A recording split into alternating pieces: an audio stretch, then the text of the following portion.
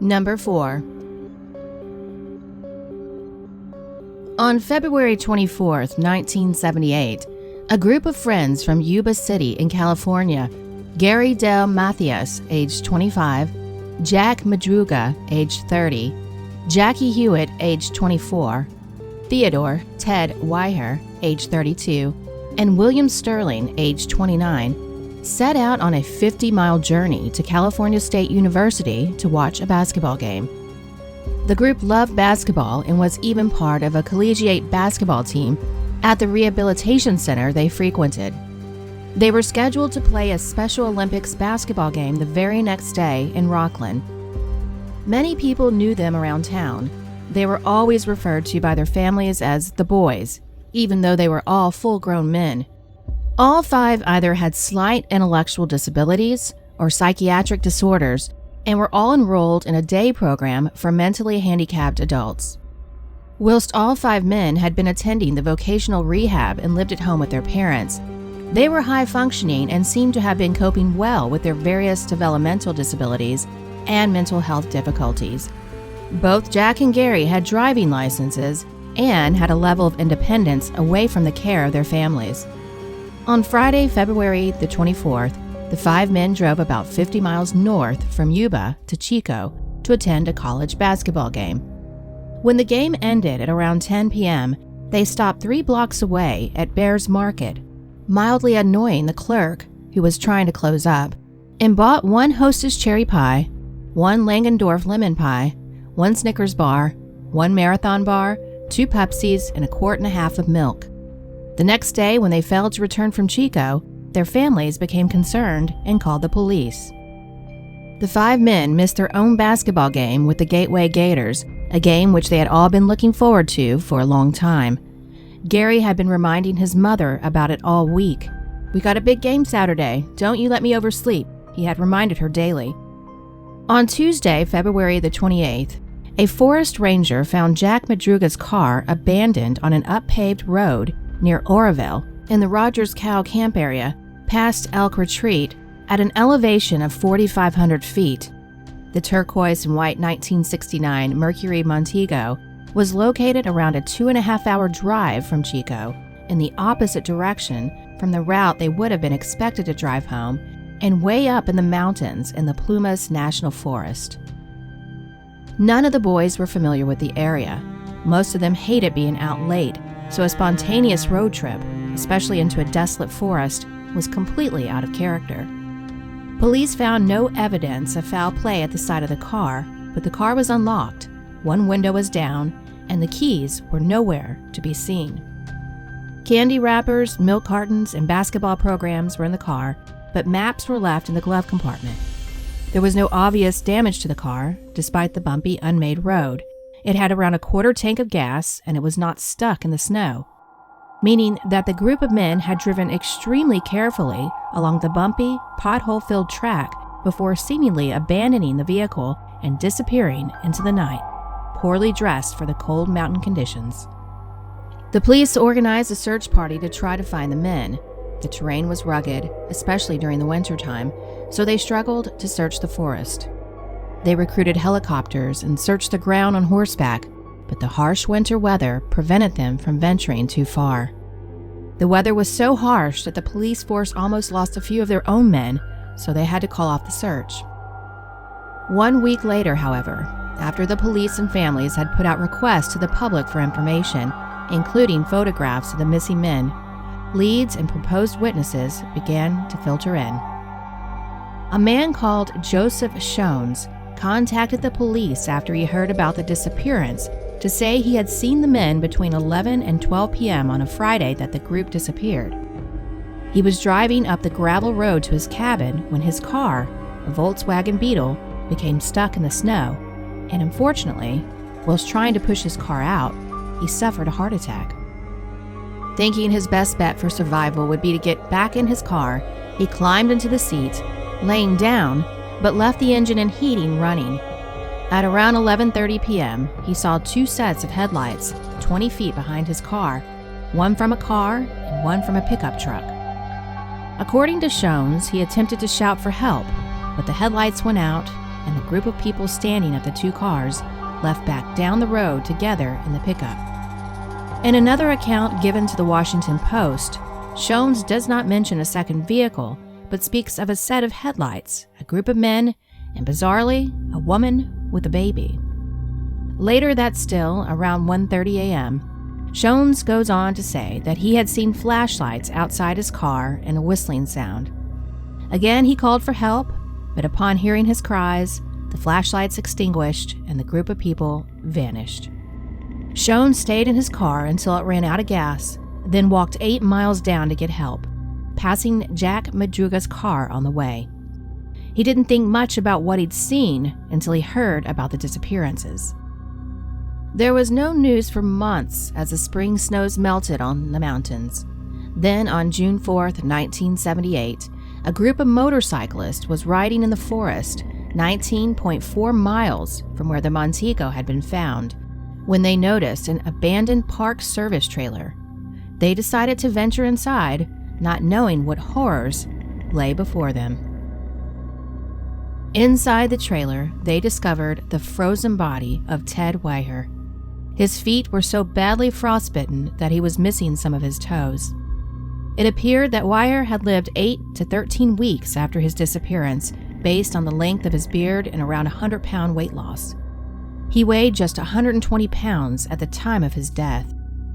Several bed sheets and a shroud were tightly tucked over his body, indicating that someone else had been with him in the trailer, as he could not have bundled himself up in this manner. His leather shoes were off and missing. A table by the bed held his nickel ring with Ted engraved on it, his gold necklace, his wallet with cash inside, and a gold Waltham watch, its crystal missing, which the families say had not belonged to any of the 5 men. When the police came to investigate, they noticed that one of the trailer windows was broken. They assumed that this was how Weiher got inside. Inside the trailer, they found matches and various books, which could have easily been burned, yet no fire had been built. In a shed outside, they discovered a dozen empty cans of food. They had been opened with a military can opener, which only Matthias or Madruga would have likely known how to use because of their time in the service. There was another locker in the same container that held enough dehydrated food to keep them all alive for 5 years, yet it appeared no one had attempted to open it. Similarly, there was a propane tank just outside the trailer that simply needed to be switched on to provide them with heat and gas, but it was never used. Then the police searched the area around the trailer and soon found the bodies of Sterling and Madruga laying on opposite sides of the road to the trailer, 11.4 miles from the car. Madruga had been partially eaten by animals and dragged about 10 feet to a stream. He still had his car keys in his pocket. Sterling was in a wooded area, scattered over about 50 feet. There was nothing left of him but bones. 2 days later, just off the same road, but much closer to the trailer, Jackie Hewitt's father found his son's backbone, along with a pair of Levi's and a Ripple-soled Get Theirs shoes. An assistant sheriff from Plumas County found a skull the next day, about 100 yards downhill from the rest of the bones, which the family dentist used to identify the remains. Hewitt's remains were located northeast of the trailer, like Sterling's and Madruga's. Northwest of the trailer, about a quarter-mile away, searchers found 3 wool Forest Service blankets and a 2-cell flashlight lying by the side of the road. The flashlight was slightly rusted and had been turned off. It was impossible to tell just how long it had been there. The only body the police were unable to recover was Matthias's. His tennis shoes were inside the Forest Service trailer, which suggested to investigators that he might have taken them off to put on Weiher's leather shoes, particularly since Weiher had bigger feet, and Matthias's feet might have been swollen with frostbite. Although the men's bodies were heavily decomposed, autopsy results determined that they had likely died from exposure. For months and months, they searched for signs of Matthias.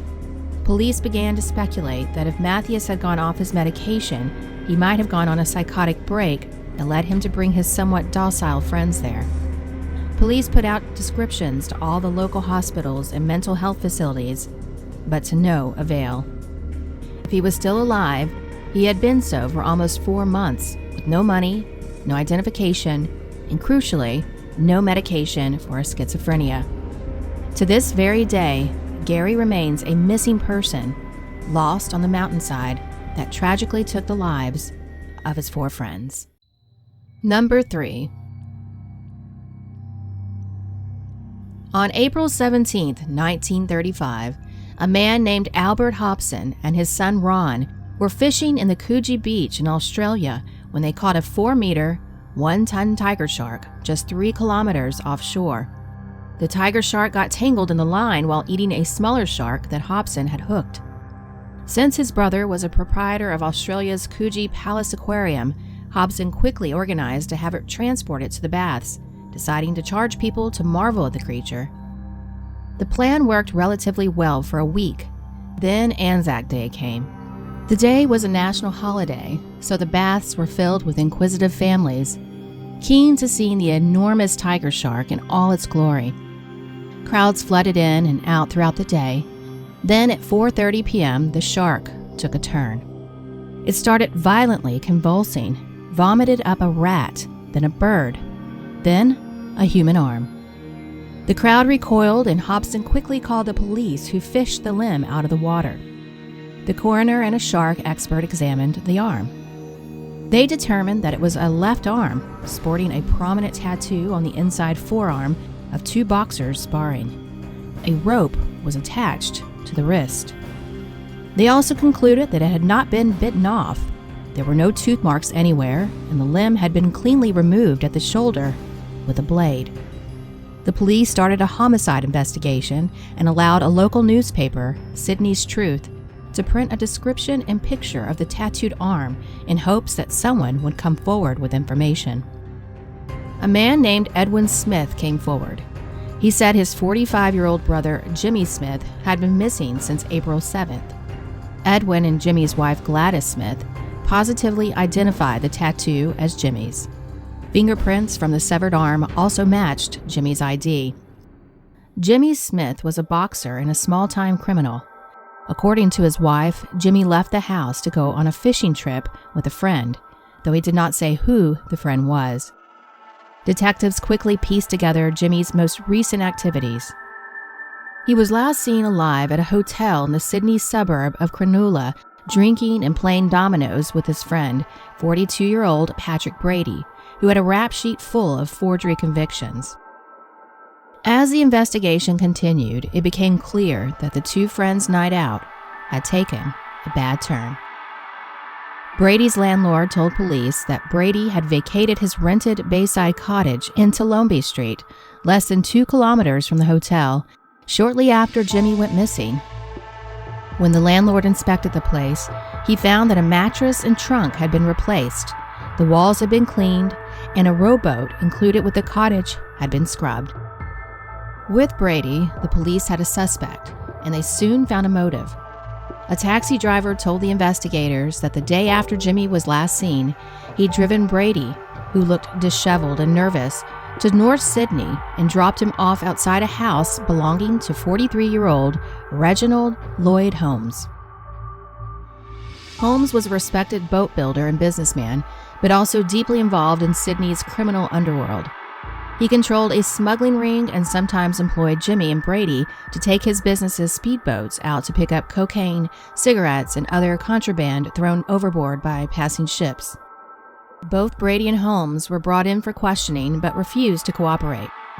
While Brady was charged with the murder and further pressed for a confession, Holmes, who claimed to not know Brady or Jimmy, was released.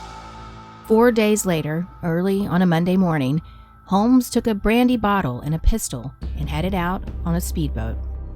He got extremely drunk and shot himself in the head.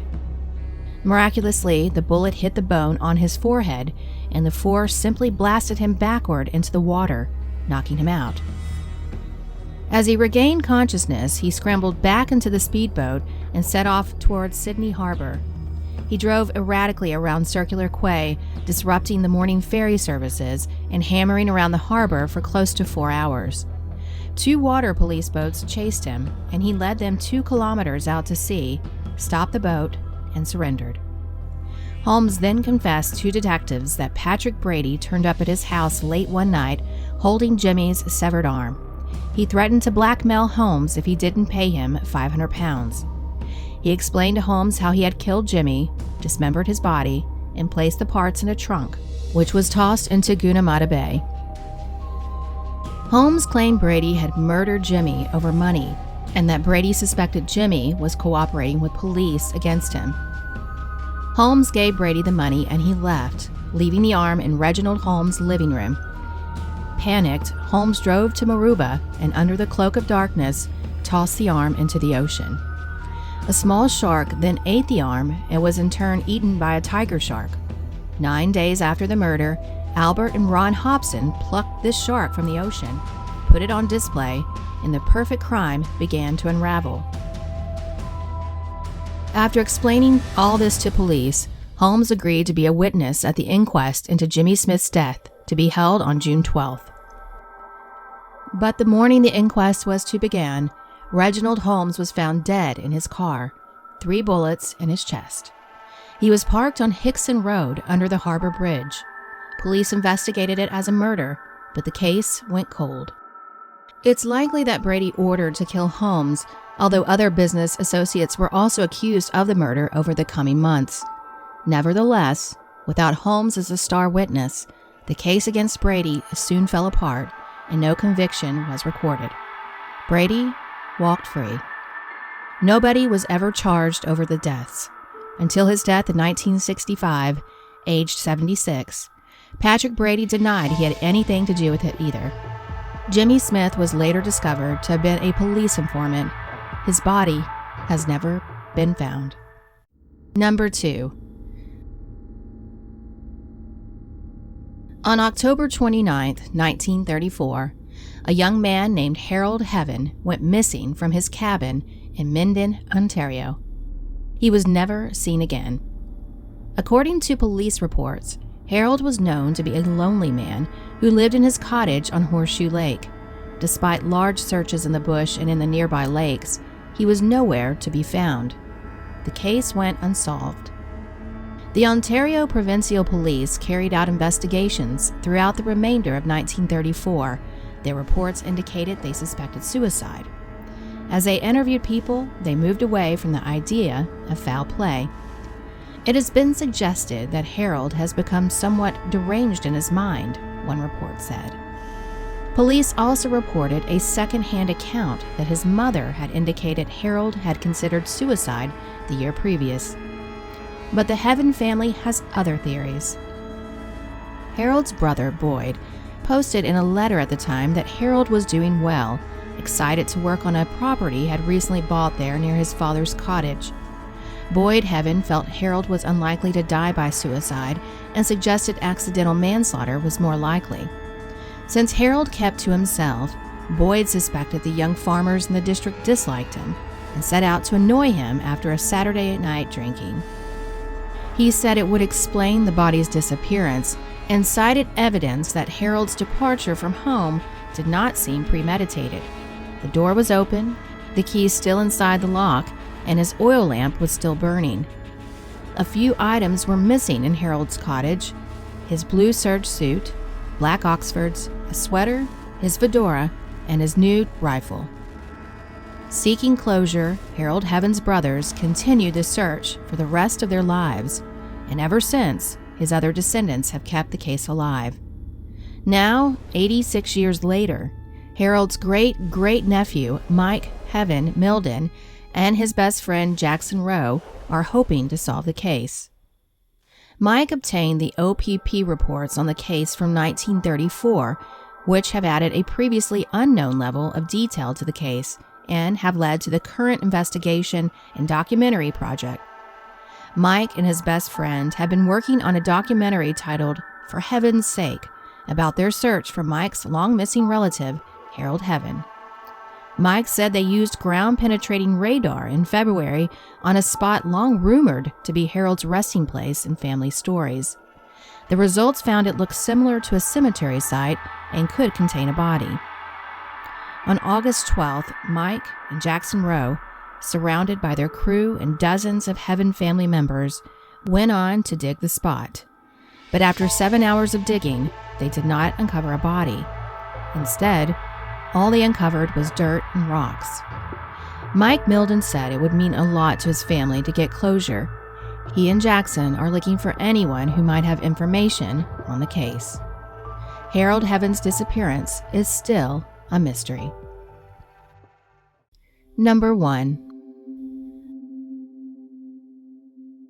On the evening of July 5, 1919, at around 6:45 p.m., 21-year-old factory worker Annie Bella Wright was riding on her bike. Bella was going to visit her uncle, George Measure, in Galby, a small village in the city of Leicester, England. Bella was a charming and beautiful young woman who was engaged to her childhood sweetheart, a sailor waiting to be demobbed. He and Bella were expected to marry. Bella also attracted the attention of several other men. Like many women of her generation, Bella had tasted freedom during the First World War. The young men had gone and the factories needed female workers, so Bella left her job as a maid and cycled 5 miles into Leicester each day to work in a giant rubber factory. It is reported that even when she was not riding to work, she was often seen around the many adjoining, picturesque small villages running errands on her bike. En route to her uncle's that particular evening, Bella met a stranger who offered his assistance to her when the front wheel on her bike became loose. The man didn't have any tools on him which could help to tighten the wheel, but he offered to travel beside her until she reached her destination. The two made the journey to her uncle's home. Upon arriving at her uncle's, the mystery man with a distinctive green bicycle fixed Bella's bike. Bella's uncle, George Measure, later stated he didn't like the look of the man, who was described as being in his mid to late 30s with dark hair, but he said nothing to Bella. George said Bella felt comfortable in the man's company. According to him, Bella had called him a perfect stranger. At 8:50 p.m., she said goodbye to her uncle and happily set off beside the stranger who had seemingly waited over an hour for her. Her family would never see her alive again. 30 minutes after saying her last goodbyes, Bella was found covered in blood on the roadside of the Gartree Road. She was found by a man named Joseph Cowell, a local farmer who was driving his cattle when he spotted Bella. Joseph quickly made contact with a nearby police constable who then contacted a doctor. The 3 men made their way back to the scene, but it was too late. Bella was already dead upon their arrival. The doctor initially thought that Bella had died as a result of a tragic accident, that she had simply fallen from her bike.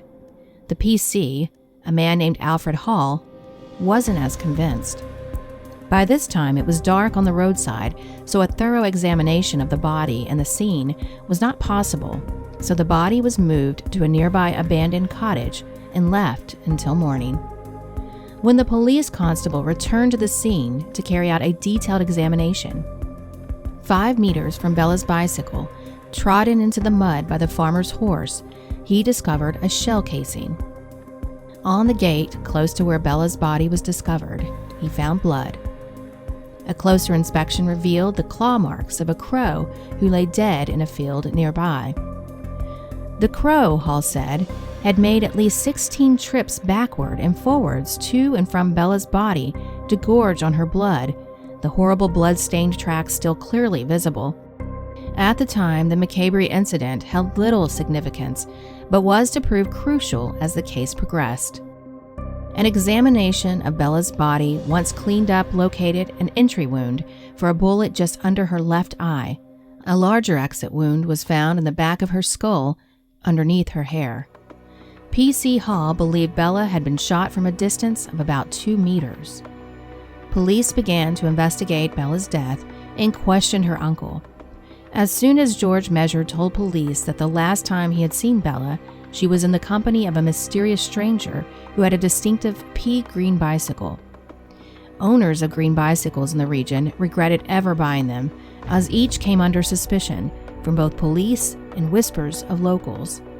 However, each was always cleared, at least in the eyes of the police. On the 23rd of February 1920, a worker of Enoch Whitehouse snagged on something resting on the bottom of a Leicester Canal. Leaning over the side, he hauled up the frame of a green bicycle. He knew what it was immediately and contacted the police. The rest of the river was searched, and further parts belonging to the same bike were found. A later search in a nearby canal also saw the discovery of an Army-issued pistol holder. There was no gun inside, but it was filled with bullets. On investigating the bike frame, it seemed the owner had attempted to scratch off and remove both the brand name of the bike and its serial number. But unbeknown to the owner, the bike builders included a secret identification mark on its bikes. The ID number of 103648 that was revealed could now be traced back to its owner. The police finally had a name for their suspect. Ronald Wright, a 33-year-old mathematics teacher. Ronald initially denied everything, insisting that he had never owned a green bicycle. Eventually, after an eyewitness identified him, he was forced to admit that he was the man on the green bicycle who had accompanied Bella on her last journey. He claimed they had ridden together from Galby to the next crossroads, where he had turned right and she turned left, never to meet again. He had tossed away his bicycle, holster, and bullets and sold his clothes in a panic when he realized she was dead. Ronald denied killing Bella and said he only did a big mistake by not coming forward in fear of being accused by the police. Ronald was acquitted in June 1920 after his defense barrister, Sir Edward Marshall Hall, regarded by many as the best in the land, raised doubts about much of the evidence. Ronald changed his name, moved to Kent, and married a widow whose husband was killed during the war. He died in 1975, aged 89. With no other leads, the case grew cold, although a series of amateur sleuths have tried to investigate Bella's death. The shooting crows theory proved particularly popular. First published by writer Truman Humphreys in the Strand magazine in 1922, the theory accepted the jury's verdict that Ronald Wright was innocent. It suggested Bella's death had been an accident. The fields were a popular spot for rooking, shooting crows and other scavenger birds. Humphreys claimed Bella might have been accidentally shot by youths shooting a crow on the nearby gate. That would explain the blood on the gate, the bloody bird tracks near the body, and the dead crow. Incredibly, experts believe it's possible for a boy lying in the meadow to have shot at such an angle that the bullet hit Bella below the eye. The death of Bella Wright is still a mystery.